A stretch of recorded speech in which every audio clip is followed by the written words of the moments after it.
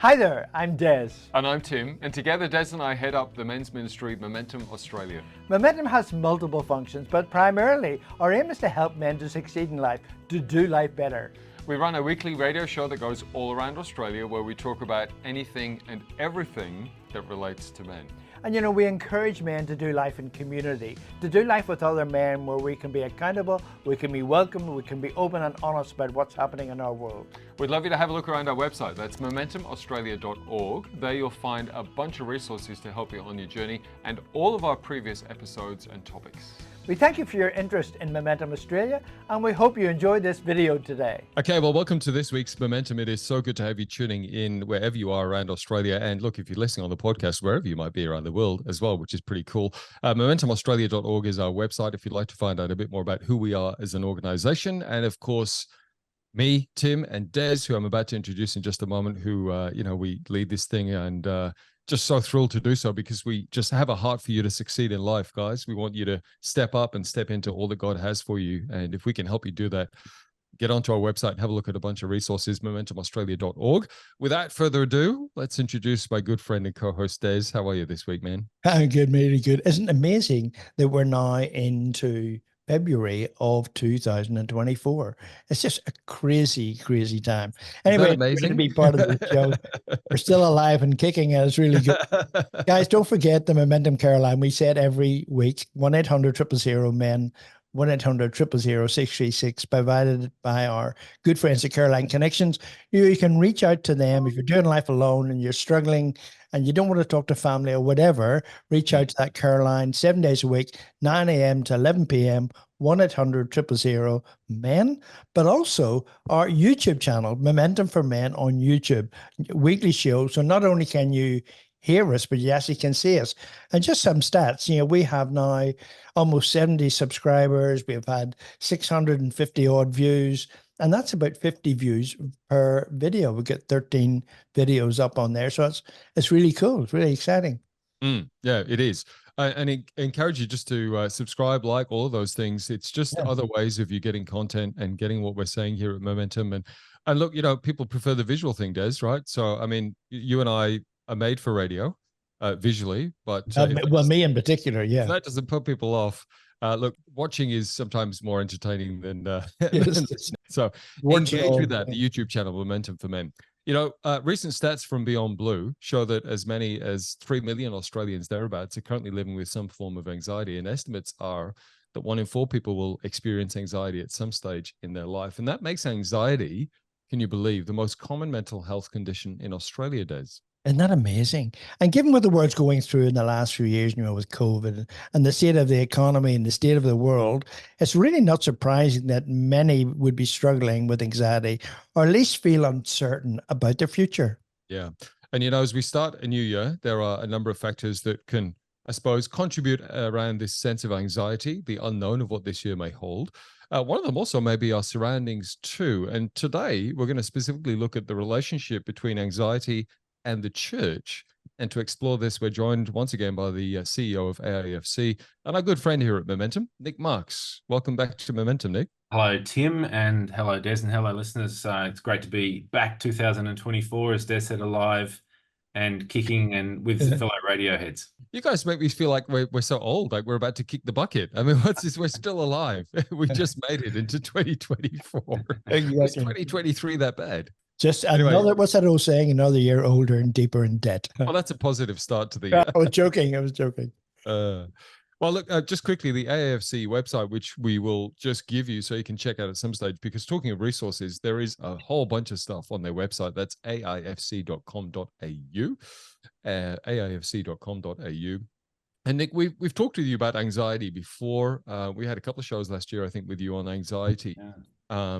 I mean, it is a big thing, as we've talked about, and we've just introed there. I mean, it affects a lot of people. I suppose before we get into our topic, let's just quickly start with the year coming off the back of 2023, Christmas, New Year. We're into a new year.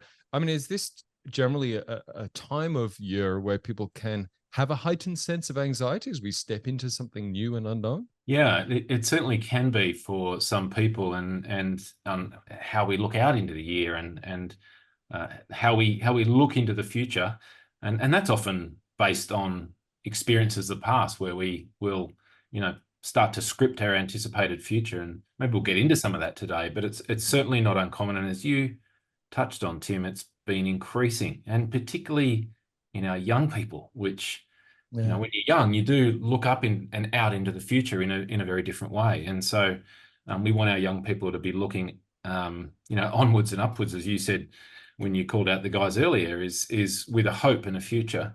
And anxiety really can rob us of that, because it's really about showing up in our body and our mind, worrying about the future with perhaps a sense of dread, or a future focus of, well, what if this happens, and what if that happens? And it can be in its, a debilitating thing for us if we don't have some of the tools to deal with it. And people around us is a really important one as well. And so, we want to be able to look out into the new year with some hope.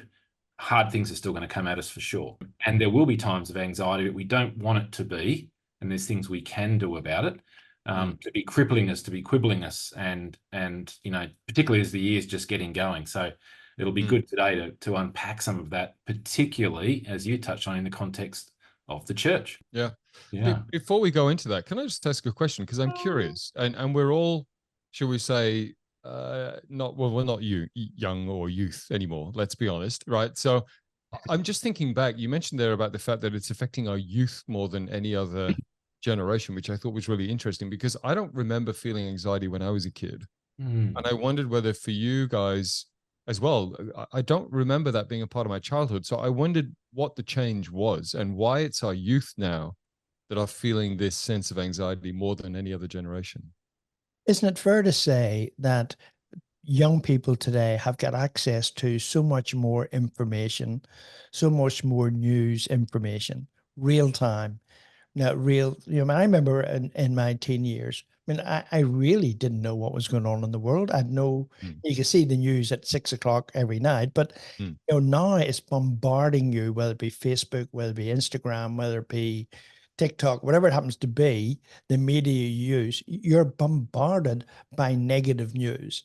And that is bound to impact people and their anxiety. And so I can sort of understand that, younger people, didn't have that sense of nothingness and relaxation and so forth. They're now bombarded all the time. Yeah. Yeah, that's so true, Des. And I think one of the things about anxiety is it's touched on COVID before, and I don't want to linger on that topic, but it's a little bit like that in the sense that it's contagious and it spreads, and it's easy to catch off others, particularly through technology or events and the perceived effects of them, which I have no control. So it's asking something of me, it's telling me something, and that doesn't sound good, and I have no control of it. So that provides a sort of a worst of both worlds for young people in that sense. And I think it's very multifaceted. Having young people, kids who are in their 20s, early 20s, and knowing lots of their friends, I have a lot of hope for the younger generation, and how we can keep getting alongside them and also learn from them as well. But also some of the things that they're dealing with are different and unique to what we perhaps had in our youth. As Des mentioned, we were probably out doing more things, and just didn't have that access to what's, you have access to see and hear about. And so the inputs that we have in our life are really important, aren't they? Like, well, what am I seeing, hearing, knowing about, interacting with, and and this is where we need, the role of parents and key people in our lives, as well as myself. How do I regulate that how do I regulate that diet, if you like, of what are those inputs that are coming into my mind, into my life, and be discerning about that. And you don't necessarily know how to do that when you're younger. You haven't developed that wisdom and perhaps life experience. You just haven't had it. So that's where I think, we all have a role to play in regulating. One of the things we talked about, Nick, and I'm sure you'd agree, is, Tim and I are always saying for men, it's important that they have friends, colleagues, people around them that they can do life with. But sitting alongside that is getting the right people. Yeah. people who have got positive attitude, who can so positively into our lives, and and certainly correct us where we're wrong, but be a positive influence in those around us, and that's key, isn't it? Yeah, yeah, and also be a positive influence to model things, not perfectly, but well. Mm, Let's use the word in a healthy way, mm. and also challenge us and call us out on things. Yeah, yeah, And we are in a time where let's be honest, we're at a time more than any of us know anyway, that where the capacity for one to become offended and have our feelings hurt is higher than ever.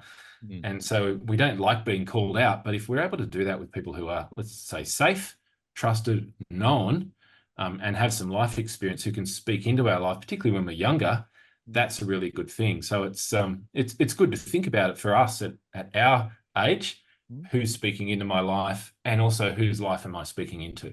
yeah. Mm. Yeah. And if And the answer to those is a big fat zero, that's good for us to do something about on both fronts. Yeah. Yeah, for sure. Yeah. I think the first, and you mentioned that's a good point, Des. The two things are, first, get some people in your life to have that. And if you don't, then this is a great year for you to build some relationships. But I think also, and I'm not trying to sow discord here, but to look at the people who are in your life and go, what do they sow into my life, and Yeah. what do I sow into theirs? Yeah. Yeah. Am I around people who are always negative, looking backwards? They always find the critical, and Yeah. so when I'm with them, I actually come away feeling heavier and worse, as opposed Yeah. to more positive and lighter.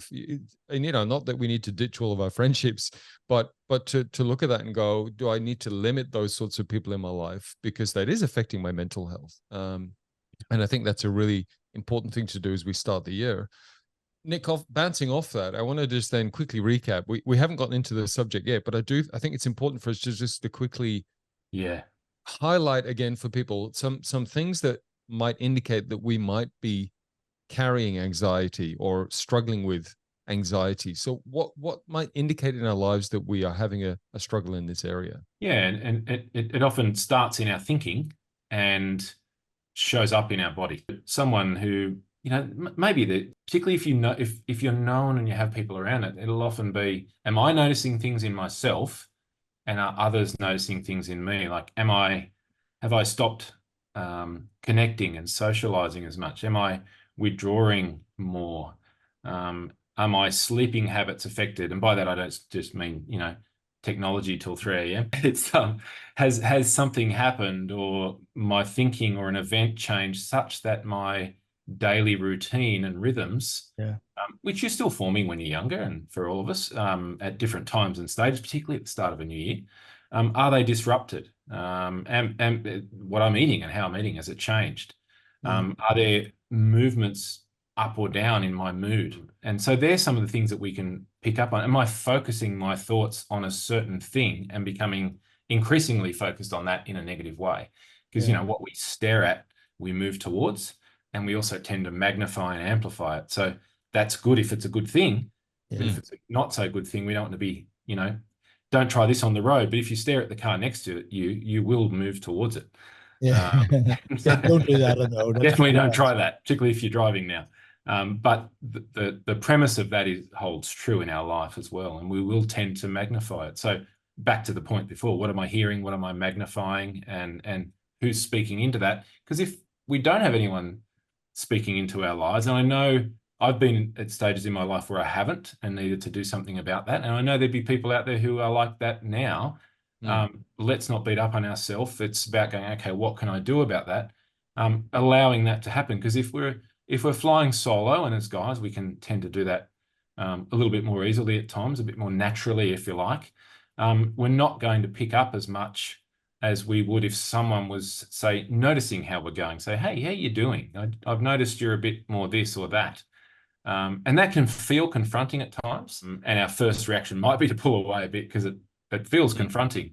But it's actually a good thing, where if we know them and we trust them, because they care about us and want the best for us. So there's some of the signs, and particularly some of the things that we can do about it. Yeah. Being known is a good thing.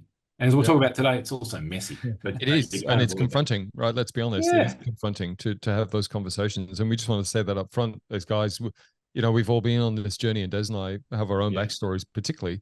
and learned the benefit of having friends who are close, who we can be open and honest with. And it's a scary thing for guys to step into that space, but there is such a great sense of camaraderie, freedom, release on the other side of having honest conversations. One thing that we kind of touched on last year was also the situations and the circumstances and the areas that we place ourselves, how they feed into our anxiety. A lot of us would immediately associate a church with a place of being peaceful and accepting, and yet that's not always the case for a bunch of different reasons. I suppose before we launch into that, let's, as we did with workplace, right, workplace anxiety, this idea that we all kind of contribute to this feeling, or we can, this sense of anxiety within an area, and how that can become to some degree chronic if that's not dealt with within an organization where there's people all collectively feeling this sense. So can you just unpack that for us, explain that, how that might work and how that feeds off each other, etc., before we get into how that may affect us when we step into a church environment? Yeah, thanks, Tim. It's good to have some of the definitions here, right? In that, there's acute anxiety, like we were just talking about, and how I might feel when I'm anxious, or my pulse quickens, or different things take place in my body from my thoughts and feelings and about the future. And that, if that goes for more than 6 months or so, you can have what's diagnosed as a general anxiety disorder. When we speak about chronic anxiety, we're actually speaking about something a little bit different, where that chronic anxiety refers to how does anxiety move and operate between people as an emotional process in a system. Yeah. Now, when I say system, what I mean is essentially two or more people. Because when we say system, we sometimes have a connotation of a thing, but a system is really two or more people. So it can happen in families, which is where this originated from in the work of Bowen in family systems theory. That anxiety as an emotional process will behave in a certain way and has certain effects. And they're not all bad, and they're really good to understand. So it can happen in a workplace, even in our whole culture, in a society, you can see these things taking place. And as we'll talk about today, in a church, it's important to know and understand it, because once we do that, we can name it. And if we name it, well, we can tame it. So, That's good. Like that. yeah, and it's really true. And that applies, I think, individually in, our individual anxiety or feelings of it. And in this chronic example, chronic anxiety within a system. I like what Steve Cuss says, and he describes it in 4 different spaces, where anxiety can be the anxiety in me, the anxiety between me and you. So think 2 people, the space in the other, the anxiety in a person. So that's in them, and between others. So in me, between me and you, in the other, and between others. So if you say, have you ever gone into a meeting and there might be 4 people sitting in the meeting in a room or online, and something is off in that meeting, something's been going on, or you go to the proverbial water cooler and there's 2 people having a conversation that is not good. Yeah. And that's often a person who's carrying that anxiety for whatever reason, and will seek to lower their anxiety by bringing another person or other people into it to Is it lower like sharing and the load regulate sort of themselves. thing? Sorry? A bit like sharing the load sort of. Yes, yeah, it shares the load to lower it down. Yeah. And that can do that for them temporarily, but what it does is actually spreads it around. Yeah. So if you think of it back to it being really contagious, and a little bit, if you think of it like the air in a room, it's like the air quality, and it can increase almost to a point of combustion. And that room could be a living room in a family, a meeting room in an organization or in a church. And so that can influence the health of that system, depending how much that anxiety is moving between people, particularly where it remains unseen, if you like, and not talked about and not brought up onto the surface. Then it can become quite sinister. But there's things we can do about it. There's antidotes to this. I'm debating whether to go straight into the antidotes. I'm just looking at that going, I love the way that you've painted that picture. And as you were saying that, I'm just kind of imagining myself, it's almost like we're able then to take a step back.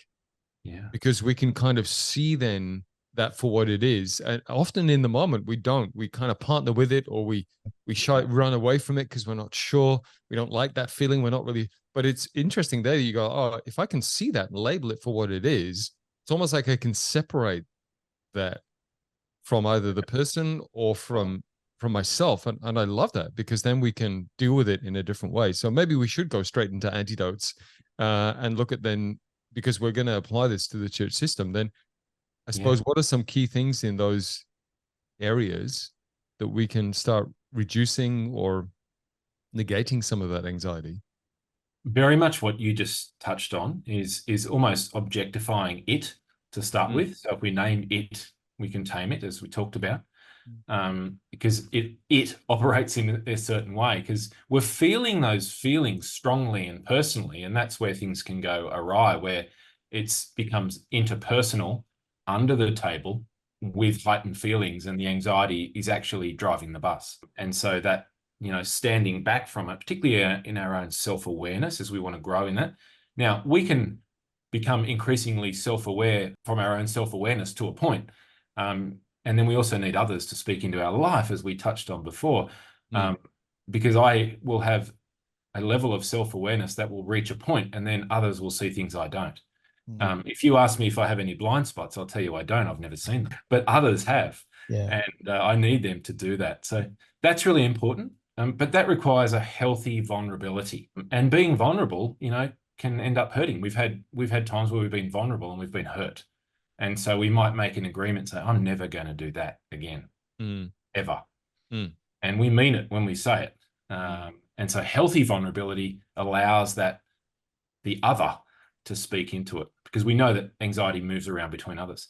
The other one is our own differentiation. What I mean by that is, how do I grow more and more to become my true and full self? Not that I'll get there perfectly in this life. How do I grow to become my true and full self as much as I can, noting I need others to do that, and stay connected? Those two, being my true self and staying connected, is really differentiation. I mean, we see that in Christ's life. He was his full self and stayed connected. He loved people, had time for people. But if you tried to pin him down and say, we've got to go here, this is all happening over here, he goes, no, we're going this way. No, exactly. And so he completely differentiated. So that really helps, rather than trying to fix the other person, is focus on our own differentiation, which sounds counterintuitive, but it helps to lift, to improve the air quality in the room and help everybody lift, versus the lowering of it, as Des touched on, where you're seeking to lower your own anxiety by bringing others into it. It actually worsens the air quality and drags others down. And so there's some of the key things. And these things happen in churches. And the good news is the gospel and anxiety have a lot to do with each other, in the sense of introducing health into the system. And the gospel is the best thing for that. But how we practically outwork that is really important to understand in the context of anxiety in the system. So why do you think, just talking on the church context, why do you think people going to church feel anxious? I can remember the first time I went to church before I got saved, and I went to a particular church, and I walked in, and I was scared to go into that church. Like literally, I had high levels of anxiety. And so I mean, I guess that was an element of fear. There's an element of the unknown, and I guess some of them was broken down by the friendliness of people, the engagement of people, and so forth. And that's key, isn't it? Yeah, that's a great example, Des. I remember the first time going when I was in my early 20s as well, and I decided I was going to go to a local church, and it wasn't far from my home, but I drove around the block 3 times before I went in, and then sort of waited until they all went in and the service started, and then went in. Funny story on the side of it. The first guy that greeted me when I went in came up, said, "G'day, I'm Daz," and shook my hand. Fast forward 18 months later, he was the best man at my wedding. Oh, there you go. So sometimes our anxiety, it can be really a good thing. If we see a lion, our anxiety tells us to run from it. So that's a good thing, and stepping into new situations can really get the pulse quickening. And then if it continues on from that, it can become debilitating, or we've had a past experience that was very negative or even maybe traumatic. And that gets into our story, which we tell ourselves, which becomes the script for the anticipated future. And well, if that happened then, if I do that again, that'll happen, therefore I won't do it. And we can, we've all done that, but we can miss out on, good things ahead for us, good things that 2024 holds, based on that story that we're telling ourselves. And so when it comes to the church, I mean, let me say I love the church, and there's no criticism here. The ecclesia, the church, is the light of the world, and it's made up of people. And as we talked about at the start, us people were messy, and among other things, the church, it's a lot of different things, but it's also a system. There's people, two or more people is the system, and understanding how this can behave in certain ways can actually be a bit of a reprieve for us, because we often take things in anxious situations or when it's moving in the system very personally, as I said before, and to know that it's happening in a systemic way, as I like to say, once you see this, you can't unsee it. Yeah. So it helps you to understand how this works. And, people might say, well, how could they treat me like that? Or I've worked so hard here, I've volunteered here for years, and how did that happen? Isn't this supposed to be the place where this doesn't happen? And it can be misdiagnosed, and it's actually often a systemic dynamic where the anxiety is moving in the system, which is really driving the bus, and take it very personally, which can speak back into those past situations. Might be where I was rejected when I was younger and I didn't get invited into something that's happening in the church, or and that I start telling that story of, yep, here it is again. I've been left out, I've been kicked to the curb. And if we don't understand how anxiety is working there, perhaps our family of origin, how do we handle conflict or rejection or difficult situations, if we haven't been coached and discipled and parented well, even in that, that story will kick in and start to be the dominant narrative, and we can start to see ourselves as a victim. Yeah. Wow, there's so much in there. But I just wanted to go back a step. You guys both talked about your first experience in church, and I suppose to some degree it makes sense that there would be anxiety because you didn't know what you were to expect, right? So that's obvious. Let's move on then to go, like you said, Nick, we're in a church, for example, right? And do you think some of that anxiety once we're in a church is partly because we are expected to some degree as Christians to be a certain way, to act a certain way, to talk a certain way, To dress to a feel certain like, not that to dress a certain way, right?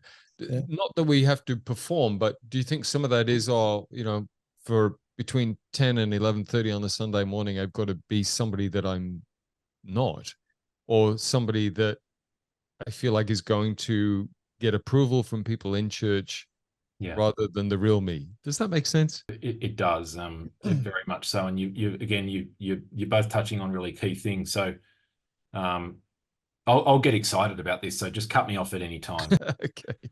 We know that the world runs on a performance and reward cycle.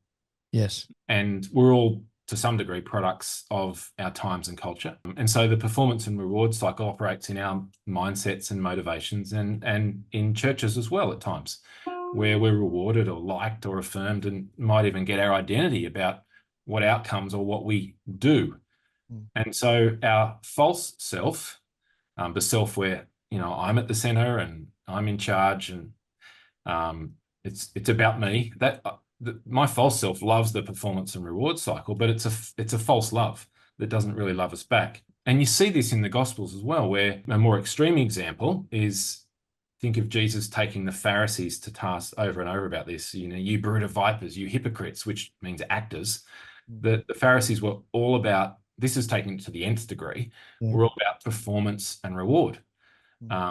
And were very anxious, and they would have filled the system back then with anxiety, among other things. So performing all the right actions and looking good and looking prestigious, that's a treadmill that does a couple of things. It's highly anxiety generating.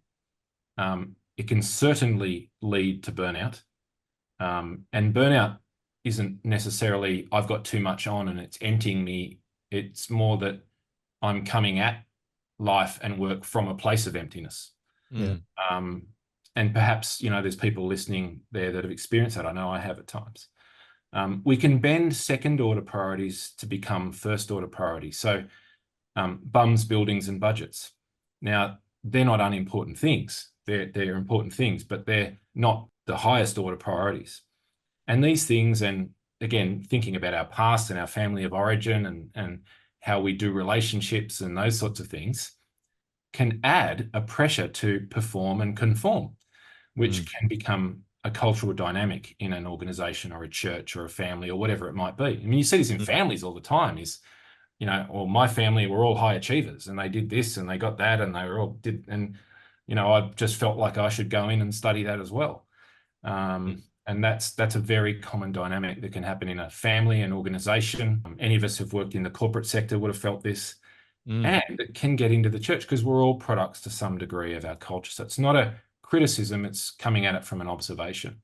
And so then again, the anxiety works in a certain way. And I said before, if we reject it in a certain way, I mean, you might have a pastor or a minister who's, for whatever reason, who might be operating in isolation, who's finding it hard to connect with others and doesn't have other men, for example, at close quarters that they can confide in and share. So they might end up a bit isolated and lonely, which again is quite anxiety producing.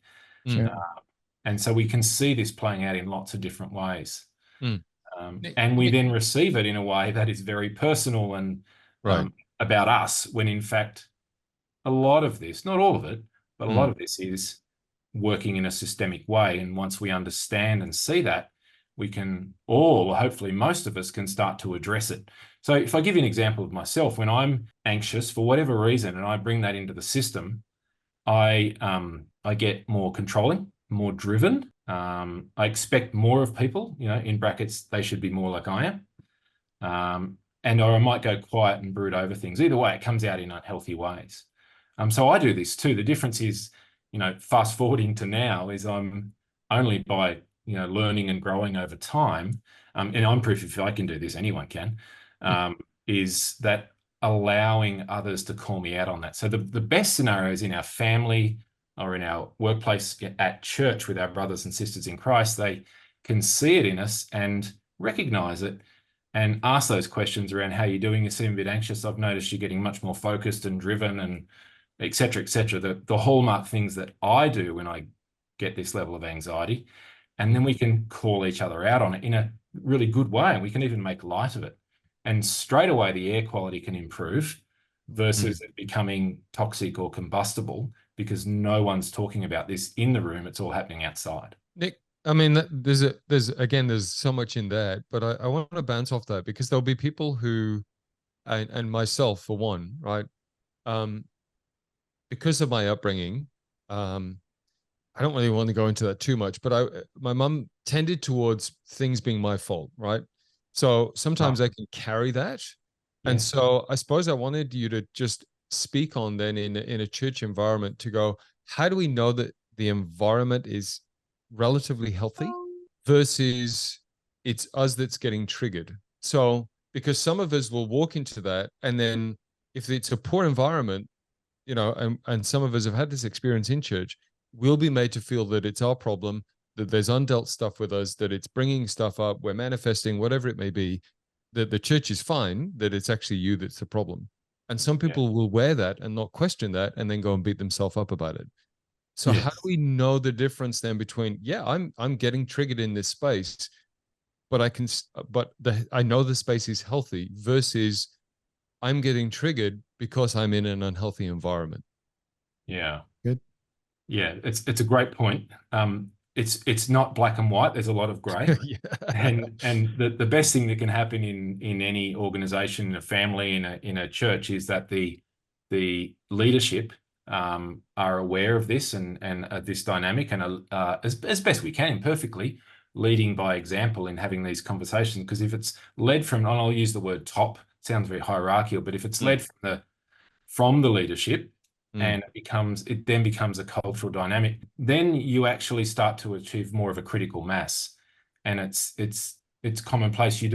Whenever you develop a language for something, it starts to spread around in a good or not so good way. In this case, it can be very good to develop some language around this. And you can then have those conversations, because it can be a both and. It can be something that's systemic, that's happening, that's unhealthy, and the person who has blown that out of proportion Mm. and, become dysregulated, and will benefit from someone getting alongside them to help them gain some context and understanding and lower it all down in a healthy way over time. And sure, there are definitely examples where it is the individual who has false or unrealistic unmet expectations that no matter what you do, you're not going to be able to help them or meet those expectations. But at least if you come to understand, you can't even try to do that until you know what they are.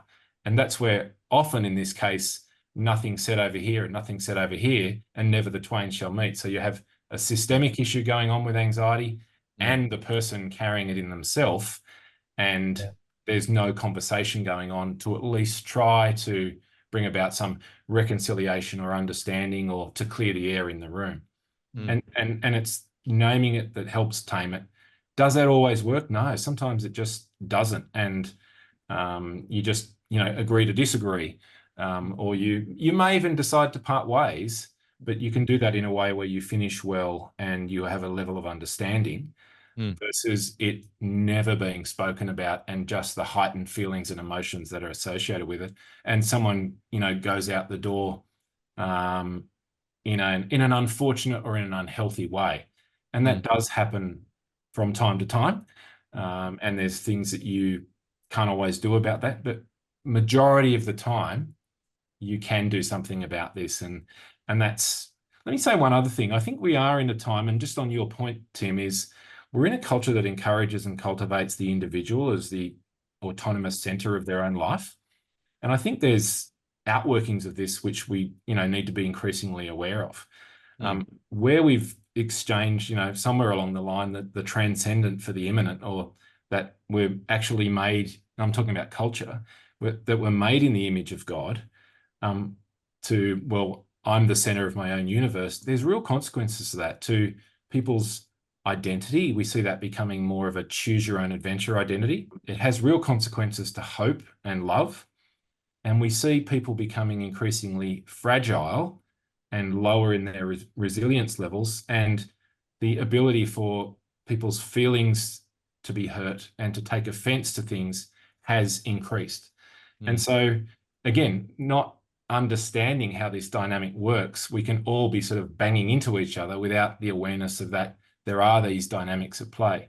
I would come back to the growing in our understanding of it can at least give us a much better opportunity to have real conversations, for discipleship to take place in these areas in our own lives. That's why I think small groups and connections in church are so important. It's I love what C.S. Lewis said, by myself, I'm not large enough to call the whole man into activity. Wow.